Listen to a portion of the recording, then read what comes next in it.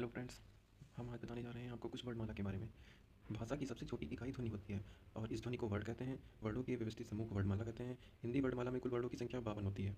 हिंदी वर्णमाला को दो भागों में बांटा गया है, एक स्वर और एक व्यंजन। जो वर्ड स्वतंत्र रूप से बोले जाते हैं वे स्वर कहलाते हैं। स्वरों के कुछ प्रकार हैं, जैसे कि मूल स्वर, दीर्घ स्वर और प्लुत स्वर। मूल स्वर वे होते हैं जिसमें बहुत कम टाइम लगता है, जैसे कि छोटा, छोटी, छोटा ऊ और री। दीर्घ स्वर वे होते हैं जिसमें मूल से दुगुना समय लगता है, जैसे कि बड़ा, बड़ी, बड़ू, ए, ऐ, औ। प्लुत स्वर वे होते हैं जिसमें मूल स्वर से 3 गुना समय लगता है, जैसे कि ओम, राम। जिन स्वरों के उच्चारण में बहुत कम समय लगता है वे मूल स्वर कहलाते हैं या लघु स्वर कहलाते हैं या हास्य स्वर कहते हैं। और स्वरों की संख्या 11 होती है। वह अयोग व दो स्वर होते हैं। कुल मिला के 13 स्वर होते हैं। छोटा, बड़ा, ई, ऊ, री, ए, ऐ, ओ, औ और अंग आ। अंग आ को अनुस्वार और विसर्ग बोलते हैं। अनुस्वार के लिए ऐसा, जैसे कि आपको ये चिन्ह दिखाई दे रहा है, ऐसा चिन्ह बोलते हैं। विसर्ग के लिए ये चिन्ह होता है। स्वरों का वर्गीकरण: मूल स्वर, हास्य स्वर, लघु स्वर। छोटा, छोटी, ऊ और ई, ये कुल 4 हो गए। इसके बाद दीर्घ स्वर जो होते हैं वो 7 होते हैं। बड़ा, बड़ी, ऊ, बड़ा ऊ, ए, ऐ, ओ और औ। दीर्घ स्वर जो हैं बड़ा, बड़ी, बड़ू होते हैं, 3 होते हैं। और संयुक्त स्वर जो होते हैं वो ए, ऐ, औ होते हैं।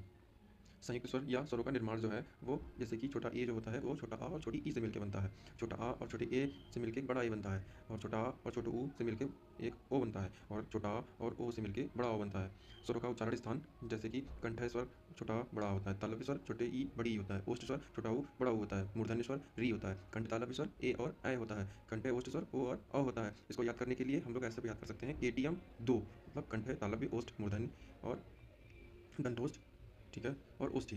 जीभ के आधार पर स्वरों का उच्चारण स्थान कुछ इस प्रकार है कि अग्रस्वर, मध्यस्वर और पश्चस्वर। अग्रस्वर में हमारे 4 आते हैं, जो कि छोटा ई, बड़ी ई, ए और ए होता है। मध्यस्वर में सिर्फ छोटा आ आता है। पश्चस्वर में बड़ा आ, छोटा ऊ, बड़ा ऊ, ओ और औ होता है। टोटल 5 होते हैं।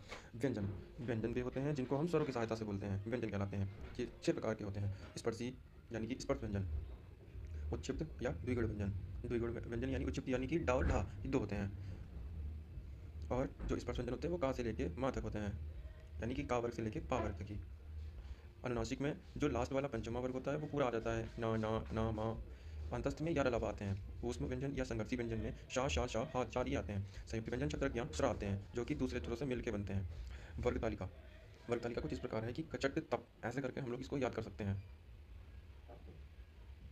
फिर इसके बाद आता है अल्पप्राण। अल्पप्राण जो होते हैं वह प्रत्येक वर्ग के पहले, तीसरे और पांचवें वर्ड अल्पप्राण कहलाते हैं। महाप्राण में दूसरा और चौथा वर्ग आता है, महाप्राण कहलाता है। अघोष और सघोष होते हैं। अघोष और सघोष जो होते हैं उसमें पहले और दूसरे वर्ग के जो अक्षर होते हैं, व्यंजन अक्षर, उनको अघोष कहते हैं। और फिर सघोष जो होते हैं वो तीसरा, चौथा, पांचवा वर्ग के जो अक्षर होते हैं उनको सघोष या घोष कहते हैं। अंतस्थ में तो आपको बताया ही है, 11 अलावा होते हैं, जो कि अल्पप्राण और सघोष भी होते हैं। अर्धस्वर में या और वा आता है।